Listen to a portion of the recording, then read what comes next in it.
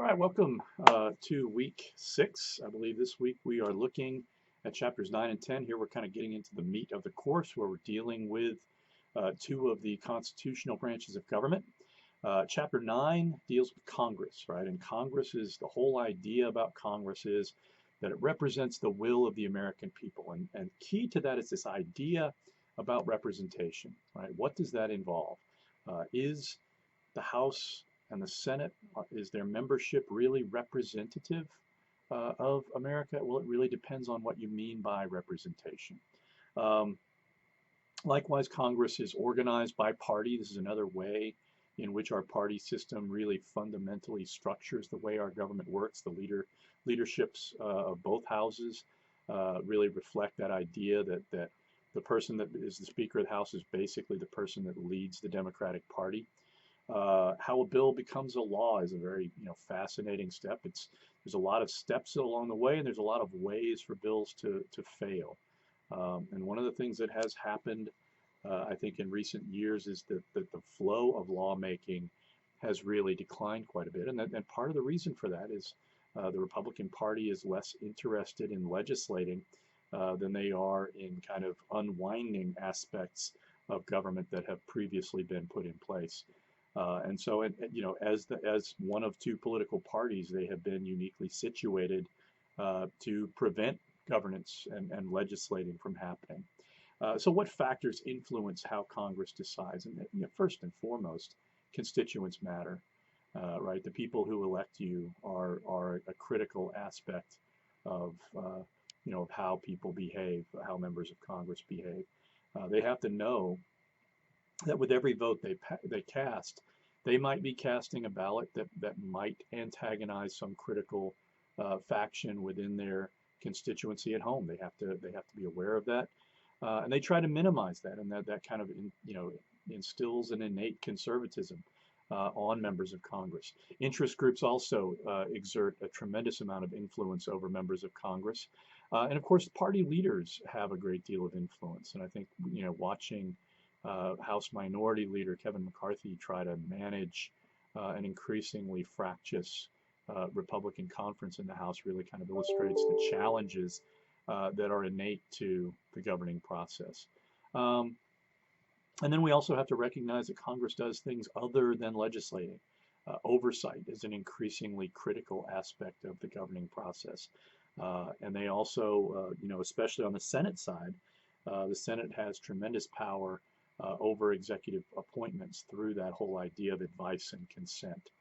So that's very important. And of course, impeachment, that's happened twice now in the past 2 years where Donald Trump was impeached. So, those are kind of activities that take place, outside of the legislative process. Presidential power, uh, first of all, a great deal of power is located in that vesting clause that says the executive authority shall rest with a president. Uh, so those are what we call expressed powers. The idea that if it's enumerated in the Constitution, that's an expressed power, and that basically means that that's a power that is innate to the office. And then you also have the idea of delegated powers. Whenever Congress creates a new congressional or a new cabinet department or something like the Department of Homeland Security, that is effectively an expansion of presidential authority. So those are examples of delegated powers. Then you have the idea of inherent power. Again, this notion that because this idea in the vesting clause of executive authority rests with the president, that gives them the power to do things that lie outside of either their expressed or delegated authorities. An example of that, of course, would be like the Louisiana Purchase, where Thomas Jefferson said, well, Congress didn't necessarily authorize me to do this, and it's not necessarily listed in the Constitution, but it's a pretty darn good deal, so I'm going to go ahead and do it. And ended up purchasing what was everything from the mouth of the Louisiana or the Mississippi River all the way up to Montana, all in one fell swoop. A huge, kind of country-making kind of decision. The chapter also talks a lot about the institutional resources available to the president. Presidents have a lot of levers of power, right? They have a cabinet that the people in those cabinets, those cabinet departments are huge agencies. And when we read that article by Michael Lewis, either the one about energy or the one especially about the agricultural department, these are really, really, large, powerful, heavily budgeted, big money kinds of departments. Uh, you also have, of course, an extensive White House staff, right, that act as the president's eyes and ears and oftentimes the speechwriters. You also have the executive office of the president that exists in a huge building across the street from the White House. It includes the National Security Council, the Office of Management and Budget, the Council of Economic Advisors. These are the big three in the executive office of the president that again, give the president tremendous expertise over critical issues. And then you also have the vice president. Vice presidents often do important things that presidents lack the time to do. And oftentimes, vice presidents can act as a way of absorbing controversial issues. This is something that Biden has been using his vice president, Kamala Harris, to do, saying basically to Kamala Harris, hey, solve that problem at the border, right? It was an issue that I thought that the administration did not manage well at the start.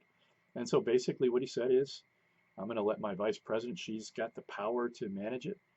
It's a very difficult issue, but it kind of takes that issue away from his personal zone of responsibility.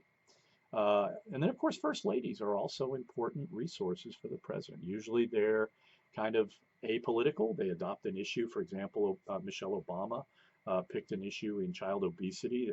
Who could be opposed to trying to reduce child obesity and to encourage children to exercise. The rest of the chapter really kind of deals with how presidents make things happen, right?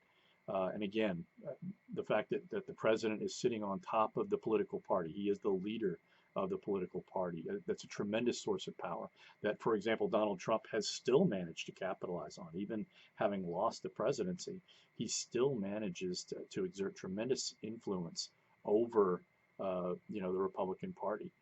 Presidents have the ability to do what we call go public. They have the ability to give speeches that can influence the direction of Congress and frankly, influence the direction of the country.